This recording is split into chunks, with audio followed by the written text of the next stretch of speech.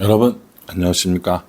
3월 5일 수요일 넘치는 우리 교회 매일 묵상 시작하도록 하겠습니다. 오늘 본문 말씀은 누가복음 9장 1절부터 17절까지 말씀입니다. 8장의 내용을 여러 날에 걸쳐 살펴보았었거든요. 근데 그 8장에는 여러 가지 이제 기적들, 혹은 치유의 사역들 이런 것들이 참 많이 나왔습니다. 9장부터 이제 시작되는 이 본문에는 뭐가 중점적으로 나오냐면 제자들 그리고 제자들의 사역들에 대해서 중점적으로 나오게 됩니다.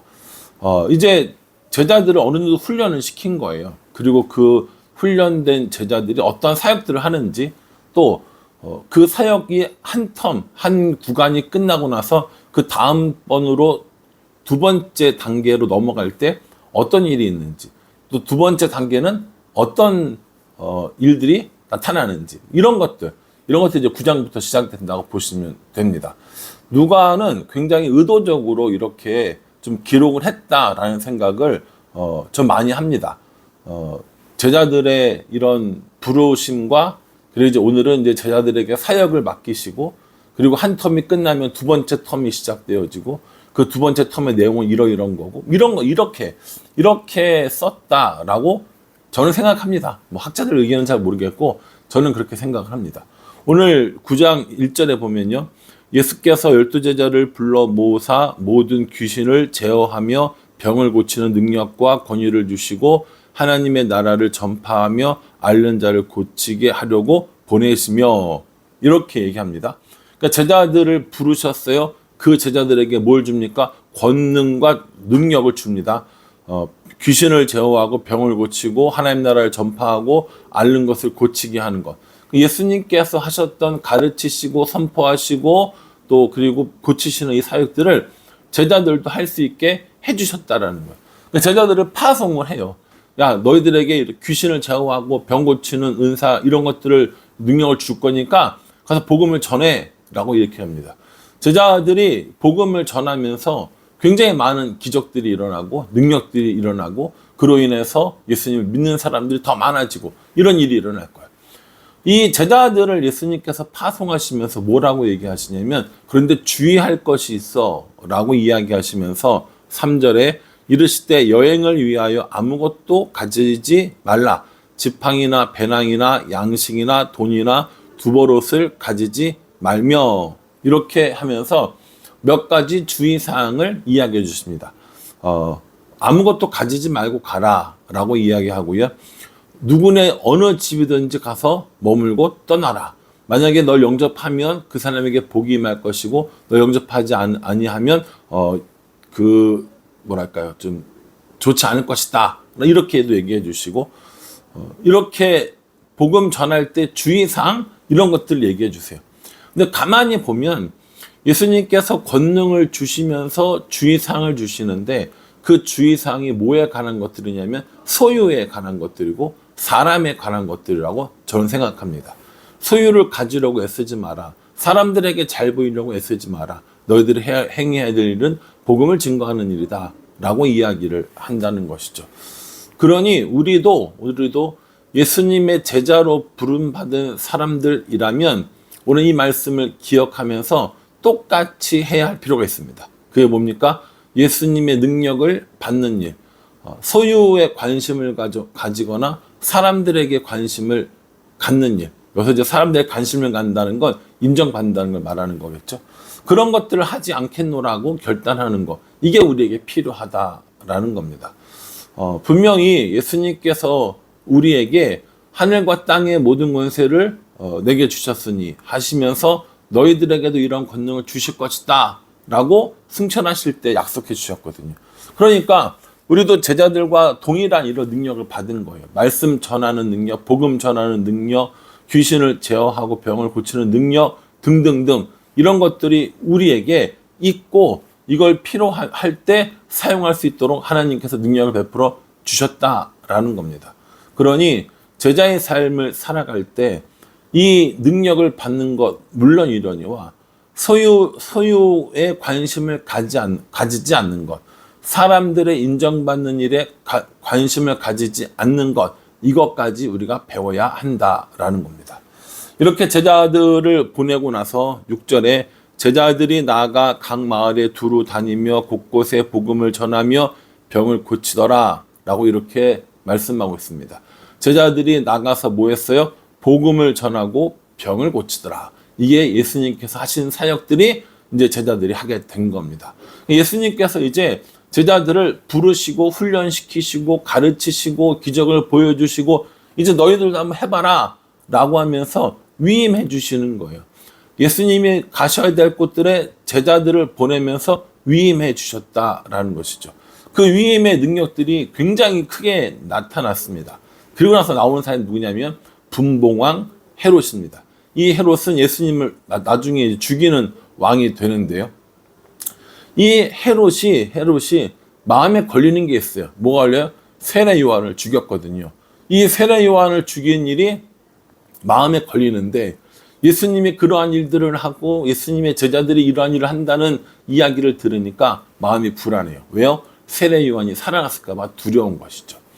여기 지금 분봉왕 헤롯 이야기가 나오는 것은 뭐냐면 제자들에 대한 훈련이 깊어지고 더 많은 위임을 해 갈수록 예수님의 사역의 끝이 가까웠다는 뜻이고 그 예수님의 사역의 끝에 나타나는 사람이 누구라는 거예요?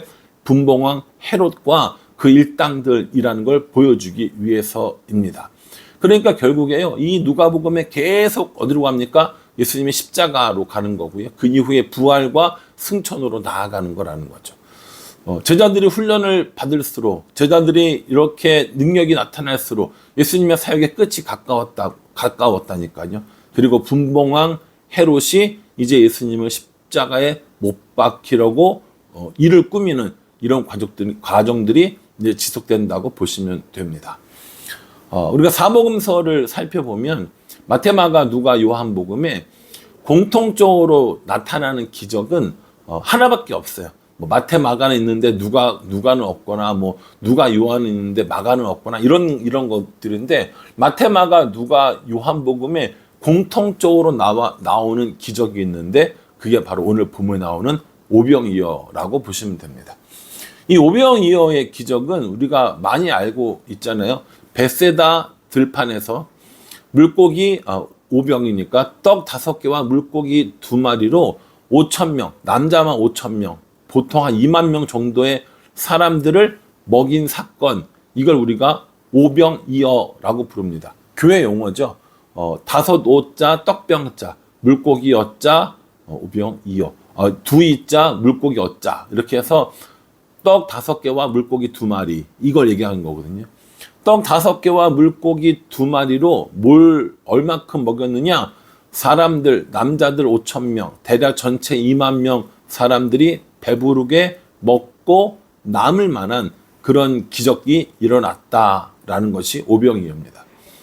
이 제자들이 사람들이 모인 것들을 보고 예수님에게 이야기를 합니다. 예수님, 사람들을 이제 보내셔야 될 것 같습니다. 빈들이고 날이 어두워지면 이 사람들이 집에 돌아갈 수도 없으니까 사람들을 돌려보내는 게 좋겠습니다.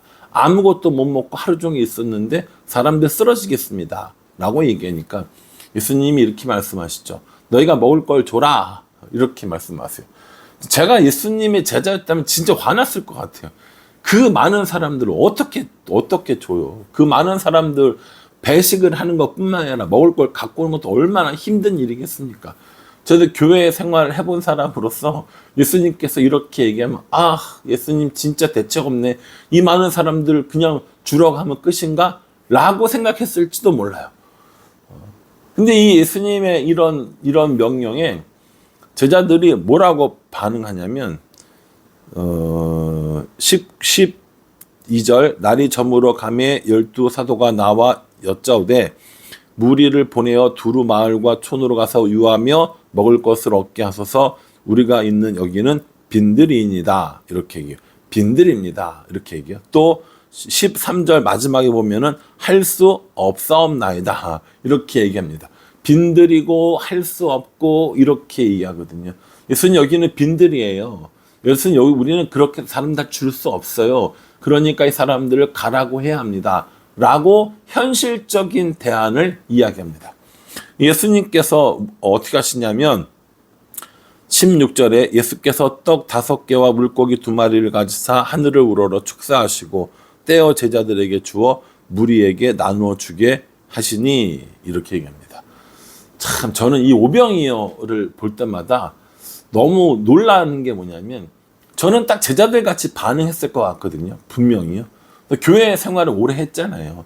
뭐 이런 거예요. 수련회 갈 때 밥을 뭐 100명이 수련회 간다. 그럴 때 제일 어려운 게 뭐냐면 밥을 얼마나 해야 하느냐, 고기를 얼마나 사야 하느냐, 뭐 이런 거 계산하는 거거든요. 그럼 이제 이런 걸 많이 해보니까 대충 나와요. 뭐 100명이 삼겹살 먹는다. 그러면 1인당 150g에서 200g 잡고 남자가 많으면 200g 그리고 뭐 여자가 많으면 150g 거기다가 뭐 좀 이렇게 많이 먹는 사람이 있을 것 같으면 조금 얼마 더 이렇게 대충 계산하거든요. 그렇게 대충 계산하면 또 맞아요. 또 그게 또. 근데 오늘 이 예수님께서는 뭘 얘기하시는 거예요? 아무것도 없는 빈들입니다. 우리는 이 사람들에게 먹을 것을 줄 수 없습니다. 예수님께서는 너희가 주어라 라고 얘기하는 거죠. 줄 수 없을 것 같은, 할 수 없을 것 같은 그 일이지만 예수님께서 명령하셨으니까 그 명령을 믿고 따르는 것, 그게 제자의 삶이라는 거예요.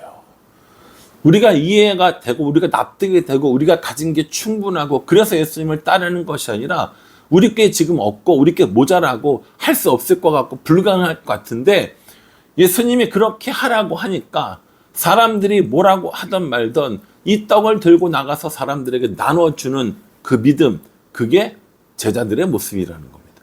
그래서 이 오병이어는요 5,000명을 먹으신 사건도 중요합니다. 뭐 떡이 많아진 사건도 중요합니다. 그런데 제가 볼 때는 제자들이 그렇게 떡을 들고 나가서 사람들에게 나눠준 것 또한 중요하다고 생각합니다. 왜냐하면 이건 지금 제자 훈련의 그 선상에 있기 때문이라는 거죠. 저는 분명히 엄청 투덜거렸을 거예요. 예수님은 진짜 현실 감각이 없어. 예수님은 정말 대안 없어. 어떠시려고 저러실 거야? 엄청 궁시렁거렸을 거라고 해요. 근데 제자의 삶이란 뭐예요? 내가 이해되지 않아도 예수님의 명령이라면 그렇게 하는 것. 내가 할 수 없을 것 같아도 예수님이 하라고 하면 그렇게 하는 것. 그게 제자의 삶이라고 오늘 말씀해 주고 있습니다. 앞으로 조금 더 제자의 이런 모습들이 나옵니다. 이런 모습 보면서 나는 어떠한가 한번 생각해 볼 필요가 있을 것 같습니다.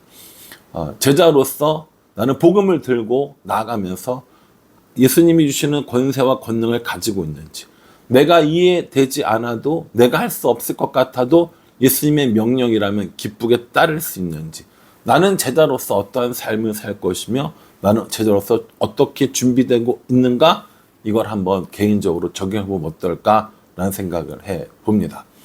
오늘부터 사순절 시작이거든요.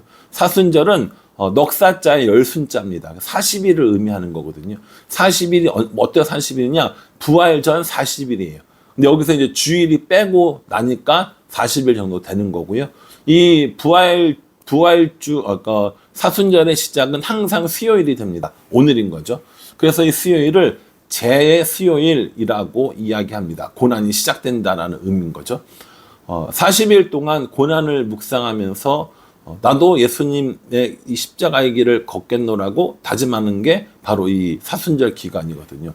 우리 교회는 성경 쓰기를 합니다. 성경 쓰는 것으로만 그치는 것이 아니라 예수님께서 예수님께서 우리에게 어떻게 제자의 삶을 살기 원하시는가 한번 생각해보는 이 사순절이 되었으면 좋겠습니다. 오늘 말씀 묵상하시면서 제자로 부름받은 내가 권능을 가지고 나아가고 있는지, 할 수 없을 것 같은 그 일에 예수님의 명령이기 때문에 순종하는지 돌아보며 권능과 순종으로 살아가는 제자의 삶을 살아가는 우리 모두가 되기를 주님의 이름으로 축복합니다. 기도하겠습니다. 하나님, 오늘 제자들의 모습을 봅니다.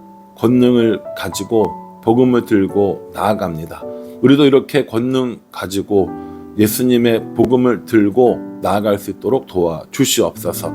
할 수 있는 것에만 순종하는 것이 아니라 할 수 없는 것, 불가능해 보이는 것, 예수님의 말씀이라면 그러할지라도 순종하는 우리가 될 수 있도록 은혜 베풀어 주시옵소서. 예수님의 이름으로 기도합니다. 아멘. 말씀 묵상하시면서요, 제자들이 어떤 반응을 보이는지, 나는 어떻게 반응하고 있는지, 곰곰이 생각해 보면서 묵상해 주시기를 간절한 마음으로 기도합니다. 감사합니다.